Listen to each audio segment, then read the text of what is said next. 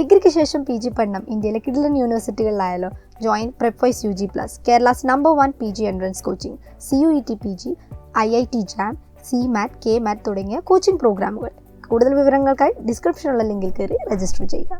Hello, നിങ്ങൾക്ക് എല്ലാവർക്കും Prepwise UG+ലേക്ക് സ്വാഗതം. നമ്മുടെ CUET എക്സാം കലാശക്കൊട്ടിലേക്ക് അടുത്തുകൊണ്ടിരിക്കുകയാണ്.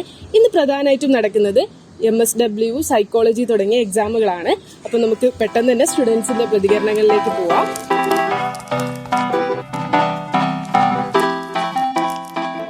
പേരെന്തായിരുന്നു? അജീബ്. ഏത് സബ്ജക്റ്റിലെ എക്സാം എഴുതിയത്? ഞാൻ MSW. എങ്ങനെ ഉണ്ടായിരുന്നു പരീക്ഷ? കുഴപ്പമില്ല, പൊതുവെ ഈസി ആയിരുന്നു. പാർട്ട് എയും സബ്ജക്റ്റും ഈസി ആയിരുന്നു. പാർട്ടി എന് പിന്നെയും കുറച്ചുകൂടി ടഫായി തോന്നി. കുറച്ച് ക്വസ്റ്റ്യൻസ് വല്ല 1-2 ക്വസ്റ്റ്യൻ മതിയല്ലോ ടഫായി. മുഹമ്മദ് അനീസ്. ഏത് സബ്ജക്റ്റിലെ എക്സാം എഴുതിയത്? ഞാനിപ്പോ സോഷ്യൽ വർക്ക്. എങ്ങനെ ഉണ്ടായിരുന്നു പരീക്ഷ? നല്ല കുഴപ്പമില്ലായിരുന്നു. പാർട്ടി എ എങ്ങനെ ഉണ്ടായിരുന്നു? പാർട്ടി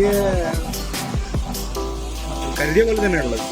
അപ്പം ഇത്തവണ എക്സാം ക്രാക്ക് ചെയ്യാൻ പറ്റും തന്നെയാണ് വിചാരിക്കുന്നത്. ഏത് സബ്ജക്റ്റിലെ എക്സാം എഴുതിയിരുന്നു? Food technology. എങ്ങനെ ഉണ്ടായിരുന്നു പരീക്ഷ?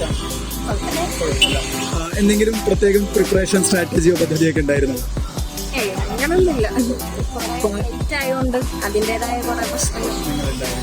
പേരെന്തായിരുന്നു? ഏത് സബ്ജക്റ്റിലെ എക്സാം എഴുതിയിരുന്നു? സൈക്കോളജി. എങ്ങനെ ഉണ്ടായിരുന്നു പരീക്ഷ? കുഴപ്പമില്ല, ഞാൻ സൈക്കോളജി അല്ല, ഞാൻ വെറുതെ എഴുതിയതാണ്. ഏതൊക്കെ സബ്ജക്റ്റ് ആയിരുന്നു മെയിൻ ആയിട്ട് എക്സാം എഴുതിയിട്ടുണ്ടായിരുന്നത് സൈക്കോളജി അല്ലാതെ? ജേർണലിസം ആണോ മെയിൻ? സൈക്കോളജിയെ കുറിച്ച് പറയുകയാണെങ്കിൽ സബ്ജക്ട് എങ്ങനെ ഉണ്ടായിരുന്നു? ടഫ് ആയിരുന്നോ, ഈസി ആയിരുന്നോ, മോഡറേറ്റ് ആയിരുന്നോ? എനിക്ക് അതിന്റെ ബേസ് ഒന്നും മര്യാദയ്ക്ക് അറിയാത്തതുകൊണ്ട് കുറെ തിയറീസ് പിന്നെ കുറെ പേരുകളൊക്കെ ഉണ്ടായിരുന്നു. പാർട്ടി എങ്ങനെ ഉണ്ടായിരുന്നു? കുഴപ്പമില്ല. പേരെന്താണ്? നഷ്വ. രണ്ടുപേരും ഒരു സബ്ജക്റ്റിലാണോ എക്സാം എഴുതിയിരുന്നത്? അല്ല. ഇയാൾ ഏത് സബ്ജക്റ്റിലാണ് എഴുതിയിരുന്നത്? സൈക്കോളജി.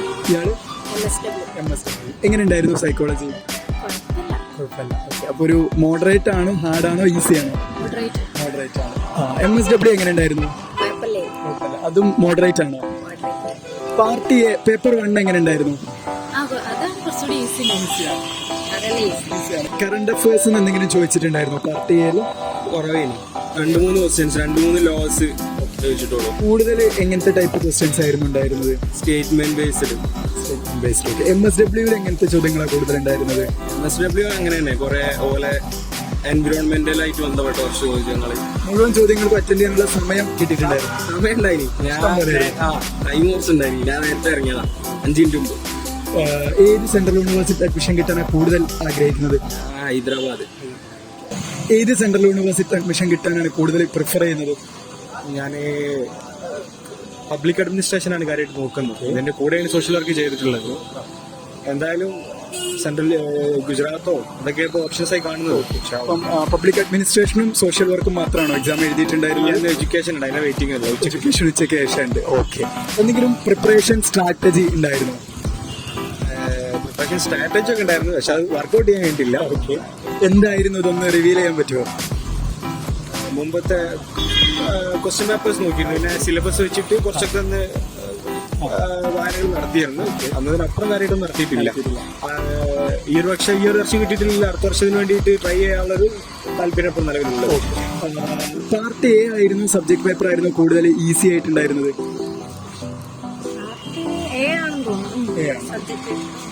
എങ്ങനത്തെ ടൈപ്പ് ചോദ്യങ്ങളായിരുന്നു കൂടുതൽ വന്നിട്ടുണ്ടായിരുന്നത്? ഐ മീൻ റീസൺ അസേഷൻ ആണോ, അതോ മാച്ച് ദ ഫോളോയിങ് ഡയറക്റ്റ് ചോദ്യങ്ങളാണോ? സ്റ്റേറ്റ്മെന്റ് ക്വസ്റ്റ്യൻസ് ആണ്. ഏത് സെൻട്രൽ യൂണിവേഴ്സിറ്റിയിലാണ് അഡ്മിഷൻ കിട്ടുന്നത് പ്രിഫർ ചെയ്യണത്? Wish you all the best. എന്തെങ്കിലും പ്രിപ്പറേഷൻ സ്ട്രാറ്റജി ഒക്കെ ഉണ്ടായിരുന്നു? പുതിയൊരു സബ്ജക്ട് എക്സാം എഴുതുകയാണ് എന്നുള്ളതുകൊണ്ട് അതിന് എന്തെങ്കിലും മെച്ചമുണ്ടായിരുന്നോ? ഓക്കെ. അപ്പൊ പ്രീവിയസ് ഇയർ ക്വസ്റ്റ്യൻസ് ഒക്കെ നോക്കുന്ന ഒരാൾക്ക് പെട്ടെന്ന് ക്രാക്ക് ചെയ്യാൻ പറ്റും എന്ന് തോന്നുന്നുണ്ടോ? തീരെ ഐഡിയ ഇല്ലാത്തതാണ് എനിക്ക്. അപ്പോൾ പ്രീവിയസ് ക്വസ്റ്റ്യൻ നോക്കിയാൽ ജസ്റ്റ് ഒരു ഐഡിയ കിട്ടും. കുറച്ച് പേരുകളൊക്കെ നിങ്ങൾ പാർട്ട് 1 ക്വസ്റ്റ്യൻസ് അങ്ങോട്ടും ഇങ്ങോട്ടും ഡിസ്കസ് ചെയ്തിരുന്നു? ഐ മീൻ എക്സാമിന്റെ സമയത്തല്ല, എക്സാം കഴിഞ്ഞ് ഇറങ്ങിയിട്ട്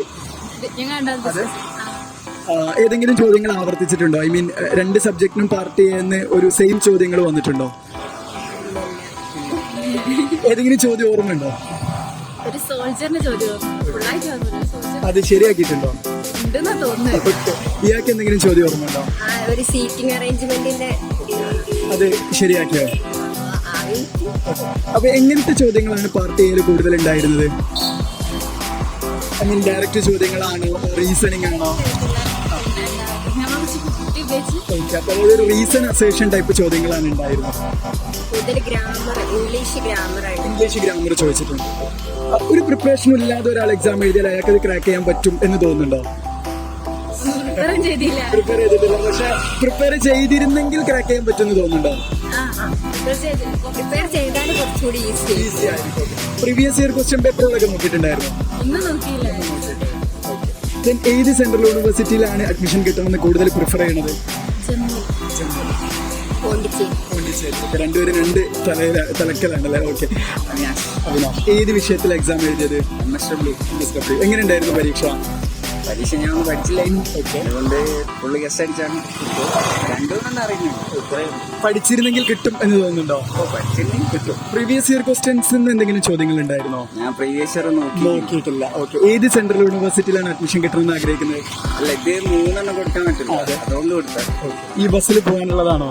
ഓക്കെ. അപ്പൊ എന്നാൽ കാണാം. Wish you all the best. Thank you. അപ്പോൾ നമ്മൾ വിദ്യാർത്ഥികളുടെ പ്രതികരണങ്ങൾ കേട്ടു. വിദ്യാർത്ഥികളുടെ പ്രതികരണങ്ങളിൽ നമുക്ക് മനസ്സിലാക്കാൻ സാധിക്കുന്ന 2-3 പ്രധാനപ്പെട്ട കാര്യങ്ങൾ. ഒന്ന്, കൃത്യമായ പ്രിപ്പറേഷൻ ഇല്ലാതെ ആരാണോ പരീക്ഷയെ സമീപിച്ചത് അവർക്ക് പരീക്ഷ വലിയ ടഫായിരുന്നു എന്നാണ്.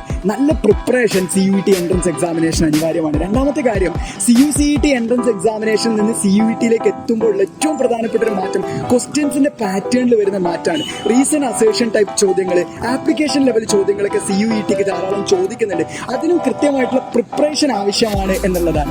മൂന്നാമത്തെ കാര്യം, പ്രീവിയസ് ഇയർ ക്വസ്റ്റ്യൻസ് വലിയ രീതിയിൽ സ്വാധീനം ചെലുത്തുന്നുണ്ട്. ഈ രീതിയിലാണ് പരീക്ഷയെ സമീപിക്കുന്നെങ്കിൽ അവർക്ക് പരീക്ഷ ഈസി ആയിരുന്നെന്നും അല്ലാതെ ചുമ്മാ വന്ന് എഴുതി പോകുന്ന ഒരാൾക്ക് പരീക്ഷ വലിയ ടഫായിരുന്നു എന്നും വിദ്യാർത്ഥികൾ തന്നെ പറയുന്നുണ്ട്. അതുകൊണ്ട് ഇനിയുള്ള വർഷങ്ങളിൽ ഇനി വരുന്ന പരീക്ഷകൾക്ക് നിങ്ങൾ ഈ രീതിയിൽ പരീക്ഷയെ സമീപിക്കുക. നിങ്ങളുടെ കൂടെ പ്രപ്പോയ്സ് UG+ ഉണ്ട്. എല്ലാവർക്കും wish you all the best.